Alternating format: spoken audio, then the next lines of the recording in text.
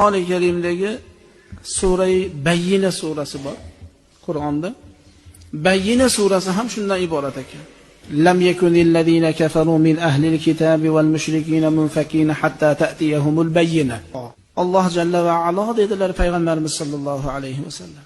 Lam yakunil ladina kafaru surasini eshitgan vaqtida aytadiki, xush xabar bering meni bandam. Shu lam yakunni o'qiyotgan odamga xush xabar bering.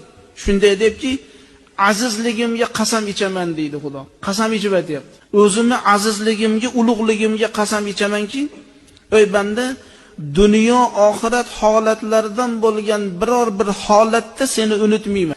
Dunyoda qanaqa tashvishga tushasan, oxiratda qanaqa tashvishga tushasan, biror bir daqiqada men seni unutmayman, men sen bilan birga bo'laman. Wala umakkinanna laka fil jannati hatta tarda. Sen uchun jannatda shunday bir makon joy tayyorlab beramanki, sen ana shu tushgan joyingdan rozi bo'lasan. Lam yakunda o'qib qo'ygan odamga, endi uni yodlamagan odam har kuni Qur'onda ochadi, Bayyina surasini o'qib qo'yadi. Maqsad nima? Allohga yaqinlashish. Xudodan ana shu oyatni surani o'qib turib, Alloh meni boshimga mana bu holat tushdi. Mana shu holatdan, shu qiyinchilikdan, shu mashaqqatdan menga yordam ber deb turib Allohdan so'rasa, Xudo taborak va taolo ana shu daqiqani o'zida Alloh unga hojatini ravon, mushkulotini oson qilar.